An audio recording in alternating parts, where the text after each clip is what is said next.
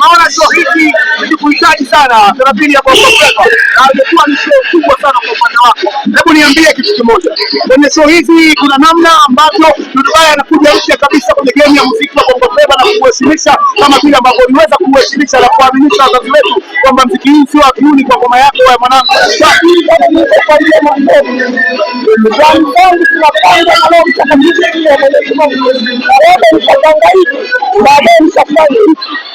Unategemea Mwenyezi Mungu kama mjamii kwa hiyo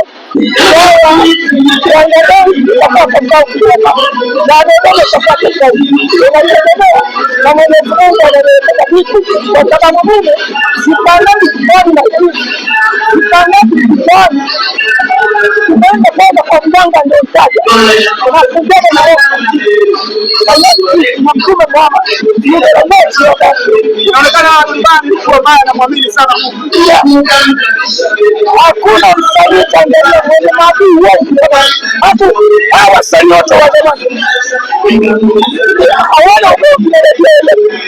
Ni nini TV yote kuna nini? Hawa wote tunazunguka miaka, hakuna mwenye ugomvi na redio. Hata tutaiona mashabiki wasadalati wote mali, lakini kwa nini kama sisi kwa nini Tanzania wanasema kwa nini Mwenyezi Mungu Rabani kwenda kwa sababu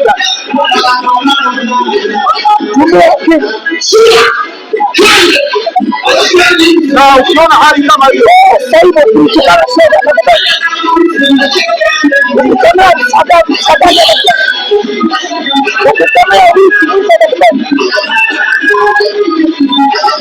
nataka nisikie kutoka kwa dadangu. Wewe ni kijana wa Kitanzania, kijana vizuri ambao wanapenda na wanataka wasanii wenzako pia nao wapende na wapate ili kuhakikisha kwamba taifa letu linasonga mbele na sanaa yetu inasonga mbele kama hivi. Tunaona matamasha makubwa yakiandaliwa na kina Madini ambao wamechukua watu wengi na kugusa hisia ambazo labda watu wengine walikuwa wanaamini kwamba wasanii ambao wamechonga barabara hamna lolote, muziki umekwisha na vitu kama hivi. Ukata sababu na mtu yeyote ukipata kama Mwenyezi Mungu anatosha. Mwenyezi Mungu asante kwa sababu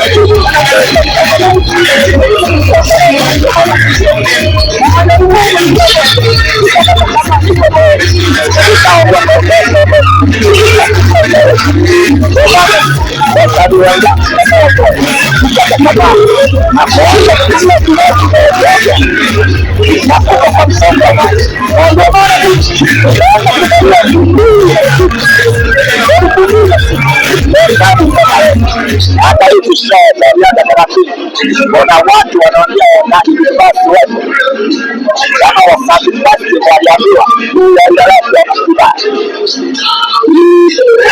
watu waliambiwa msiendelee kwa kibali watu wanadai ndio kaoga sababu walitishia lakini wa miaka 30 wamesema no tutakuja na shida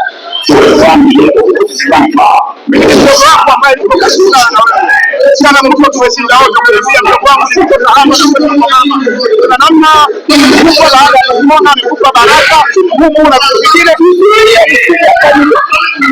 napenda kusikia kitu kimoja kutoka kwako. So miaka 30 kwa